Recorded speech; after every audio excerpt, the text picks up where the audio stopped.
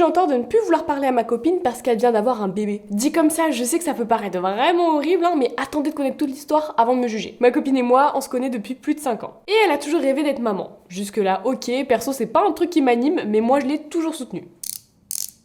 Quand elle a rencontré son futur mari, la première chose dont elle m'a parlé, c'était des enfants, avant même de me parler de lui. Pour moi, c'est un petit peu un red flag quand même. Sauf que le red flag, c'est clairement le mari. Attendez.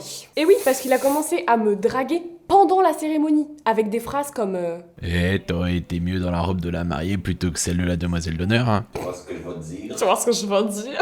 Tu sais, tout ce qui se passe à un mariage reste à un mariage. Évidemment, j'ai tout de suite été prévenir ma copine qui s'est énervée contre moi comme si j'étais la fautive dans l'histoire. Mais bon, on a quand même fini par se réconcilier quelques jours plus tard en discutant, et elle a décidé de pardonner son mari. J'avoue que ça me dépasse, mais vas-y, c'est pas grave. Et il y a quelques mois, elle m'a annoncé qu'elle était enceinte. J'avoue que j'ai trouvé ça très précipité, mais bon, why not?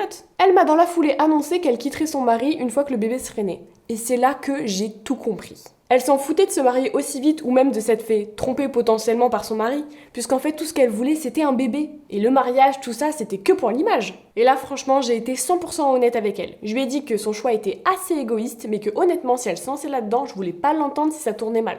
Ça fait maintenant 2 semaines qu'elle a accouché, et évidemment elle ne parle que de son bébé. D'ailleurs, dans notre groupe d'amis, personne ne peut en placer une. Et j'avoue que ça commence à me peser. Alors quand elle est venue en pleurs pour nous dire que finalement, élever un bébé toute seule, c'était vraiment trop dur et qu'elle était pas sûre d'y arriver, oh, j'ai craqué. Non seulement je lui ai hurlé dessus, mais je lui ai aussi dit qu'on n'en pouvait plus d'entendre parler de son bébé, de ses problèmes, qu'on avait toute une vie et que elle n'était pas le centre du monde. Maintenant, mes copines trouvent que j'ai été horrible. En plus de ça, elle vient d'accoucher. C'est pour ça que je me demande,